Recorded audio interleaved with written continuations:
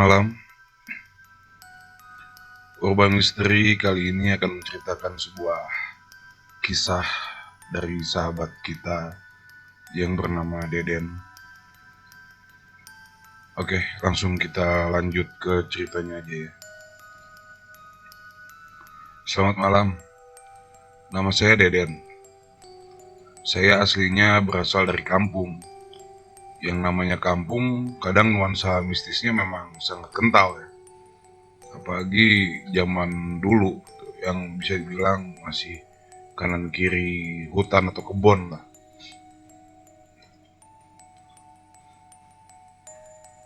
Tetapi bukan karena sirik atau apalah faktanya, saya sendiri benar-benar mengalami kejadian yang bisa dibilang sangat luar biasa sekaligus sangat menyeramkan. Saya ingat persis pada waktu itu, tepatnya tahun 1998, saat saya masih SD. Semua bermula dari suara tangisan misterius di kampung pada tengah malam. Sebenarnya kampung kecil ini suasananya tentram banget. Warga-warga di sini juga soleh, baik-baik. Saya bahkan mengenal hampir seluruh warga di sana. Maklum, karena warga kampung tidak terlalu banyak, dan kampung kita juga bukan kampung yang besar. Jadi mayoritas pasti sudah saling kenal. Dari dulu, semenjak kecil, saya sudah paling ingat ada satu om yang bernama Pak Misno. Pak Misno ini orangnya kasar, sering mabuk-mabukan, judi, dan bermain perempuan. Belakangan ini dia meninggal karena pada saat itu menurut orang dia terkena penyakit kelamin. Dengar-dengar sih katanya sejenis sipilis ya. Tapi entah benar atau enggak. Jadi sipilis tuh kayak raja singa gitu lah sebutannya tuh. Yang pastinya karena fasilitas kesehatan kampung yang serba minim, dia akhirnya melewati hari-harinya di gubuk di luar kampung. Dan beberapa bulan kemudian akhirnya dia pun meninggal. Sebagian besar warga yang selama ini memang tidak memiliki hubungan baik dengannya, tidak pergi melayat. Selain banyak juga warga yang masih dendam, ada juga yang enggan datang karena takut tertular penyakitnya. Padahal yang bersangkutan telah meninggal. Maklum lah ya, dulu kan pengetahuan masih kurang. Jadi ada penyakit yang kayak gitu tuh bikin orang takut. Apalagi kan kondisi kita nggak ada informasi di kampung, jauh kemana-mana. Tahun juga nggak seramai sekarang. Singkat ceritanya, jenazah Pak Misno dimandikan, dikafankan, lalu disolatkan di masjid kampung. Kamis siangnya pun dimakamkan dengan hanya dihadiri Pak Lurah dan beberapa orang saja. Kebetulan pada saat itu bapak saya juga ikut. Jadi bapak saya menceritakan kepada saya. Tidak ada yang aneh dengan prosesi pemakamannya. Semua berlangsung dengan cepat dan setelahnya masing-masing dari orang tua saya, Pak Lurah dan lainnya pulang ke rumah masing-masing. Nah, saat malam hari, tepatnya malam Jumat, kampung kami yang biasanya sunyi diusik dengan suara tangisan. Pada saat itu ada warga yang teriak, heboh, dan setelah diusut ternyata ada warga yang melihat pocong di dekat rumah pengasingan Pak Misno. Pocong itu bahkan terdengar seperti menangis.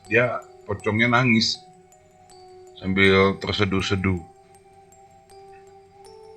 Sebenarnya semenjak mengidap penyakit itu, Pak Misno tinggal di gubuk kecil di luar kampung karena selain tidak kuat menanggung malu, dia juga dikucilkan oleh warga. Jadi Pak Misno ini almarhum memilih untuk tinggal di gubuk itu menyendiri karena dia nggak ada yang dekat sama dia juga, karena orang yang nggak bagus juga sama masyarakat. Kita lanjut lagi ke ceritanya ya. Semua warga pada saat itu pun mulai berspekulasi. Jangan-jangan itu Pak Misno yang sedang menuntut balas dendam karena dikucilkan warga. Atau jangan-jangan jenazah Pak Misno tidak diterima bumi dan bermacam-macam spekulasi lainnya ya. Tetapi Pak Lurah pada saat itu dengan sigap menenangkan warganya. Dia bersama beberapa warga dan ustadz kampung pada akhirnya sama-sama ke rumah pengasingan tempat Pak Misno meninggal untuk mengecek keadaan rumah tersebut.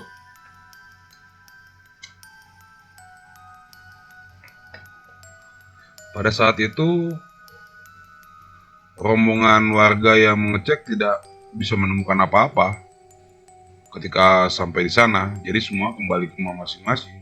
Itu di situ rumah tampak biasa-biasa aja, nggak ada penampakan, nggak ada yang nangis atau apa. Bisa apa-apa, cuman hanya gelap aja karena udah nggak ada penghuninya. Terutama kan nggak ada listrik karena di situ dia di tengah-tengah kebun bikin rumahnya, bukan di perkampungan.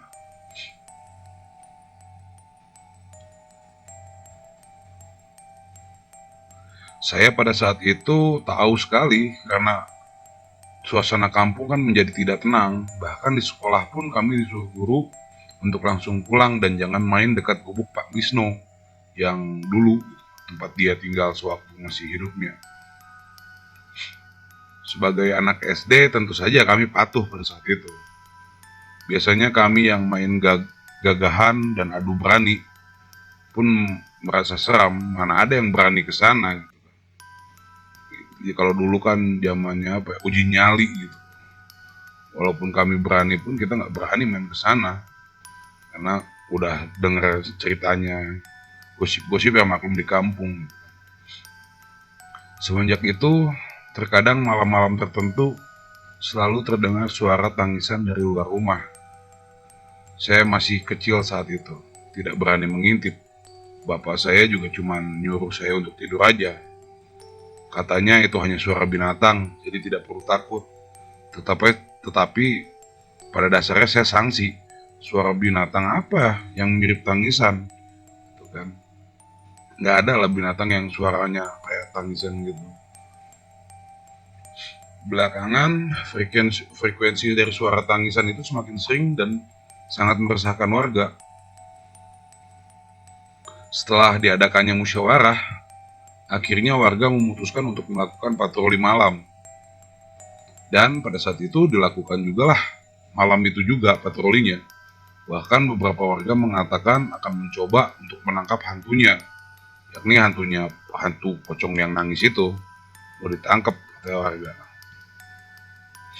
Malam harinya suasana lumayan tegang. Bapak bersama tetangga yang lain keluar dan berpesan ke ibu saya untuk tetap di rumah. Saya dan ibu bersama-sama di dalam kamar tidur. Karena kan saya masih kecil, jadi ibu saya disuruh menjaga saya dan gak boleh keluar rumah. Pada saat itu tepatnya jam 9 malam, ibu sudah tertidur. Sekitar jam 10 malam, rasa penasaran saya waktu itu muncul.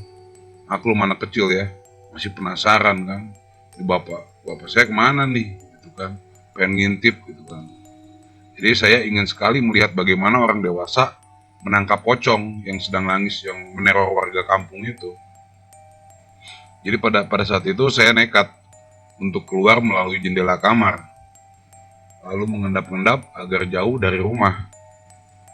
Sudah agak jauh dari rumah, saat melihat kiri kanan, ternyata tidak ada satu orang pun di situ, di tempat di kampung itu nggak ada satu orang pun.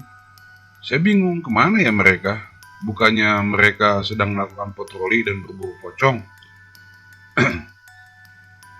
Saya pun pada saat itu berjalan lebih ke depan, melihat ada orang apa enggak. Semakin lama saya semakin menjauh dari rumah. Saya pikir karena mereka berburu pocong, jadi seharusnya mereka pergi ke rumah Pak Wisno. Jadi saya berinisiatif untuk pergi ke sana dengan berlari. Maklum rasanya seram sekali, mana kondisi jalan kampung yang gelap dan pencahayaan yang bisa dibilang hanya bulan saja karena pada saat itu minim pencahayaan ya. Jadi pinginnya cepat-cepat sampai saja ke sana. Sesampainya di sana, di rumahnya Pak Misno itu yang meninggal itu, nafas saya ngos-ngosan karena lari cukup jauh dari kampung ke kebun tempat rumah Pak Misno, gubuknya Pak Misno itu lumayan jauh kan. Saya berlari dari kampung ke sana tanpa henti, jadi wah benar-benar capek. Dan pada saat saya sampai, belum saja sempat saya mengatur nafas, ketika itu tiba-tiba saya terpana. Gubuk di sana sepi, gelap tanpa ada cahaya lampu, dan tanpa sebatang hidung manusia di sana. Saya berpikir pada saat itu, jadi semua kemana? Saya udah lari jauh-jauh dari kampung ke gubuk itu, tapi di sana nggak ada sama sekali manusia, dan keadaan di sana sungguh benar-benar gelap. Belum selesai saya berpikir, tiba-tiba terdengar suara isakan tangis yang terdengar jelas, sangat sangat jelas ya. Dia berada di samping saya pada saat itu.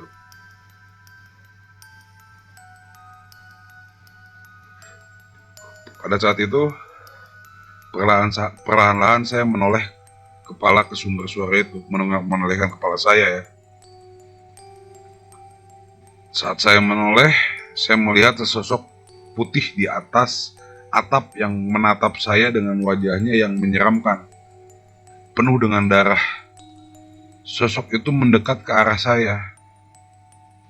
Entah kenapa saat itu kaki saya terlalu lemas untuk berlari. Semakin dia mendekat dengan wajahnya yang penuh darah, saya semakin lemas. Pada saat itu saya ingin sekali berteriak, tetapi entah mengapa pita suara saya sepertinya tidak bisa digunakan saat itu. Mulut saya seakan kekunci. Jantung saya pada saat itu berdegup sangat kencang. Pocong itu semakin lama semakin mendekat, semakin dekat dan semakin dekat. Suara tangisannya semakin keras dan jelas. Keras, keras, keras gitu, terdengar. Karena dia semakin lama semakin dekat. Saya bisa dengan jelas sekali melihat wajah pocong itu. Anehnya, walaupun suaranya menangis, saya tidak bisa menangkap ekspresi wajah sedihnya. Wajah itu tidak menunjukkan raut muka apapun. Mukanya datar, tapi dia nangis. Wajah itu berlumuran darah. Saya melihat dengan jelas jika itu adalah almarhum Pak Misno. Dan saat saya benar-benar memperjelas itu, tiba-tiba saya nggak ingat apa-apa. Setelah saya sadar, saya menemukan diri saya sedang berada di masjid dikelilingi oleh warga kampung yang saya kenal ya. Bapakku langsung memeluk erat dan menanyakan kondisi saya. Waktu itu hanya merasa pening aja perasaan saya. Setelah kejadian itu pas bangun tuh kepala saya hanya kayak migrain gitu ya. Setelah kejadian itu, saya pun demam tinggi selama seminggu. Dan selama demam itu, saya sering bermimpi-mimpi buruk. Selama mimpi itu, saya pun sering melihat wajah Pak Misno yang sangat menyeramkan. Karena kejadian ini betul-betul membuat saya merasa traumatis ya. Trauma saya. Karena dulu kan saya masih kecil juga. Untungnya seiring waktu diterapi oleh Pak Ustadz, guru ngaji saya di kampung. Dan berjalannya waktu saya semakin membaik. Dan sudah tidak pernah bermimpi hal-hal yang seperti itu lagi.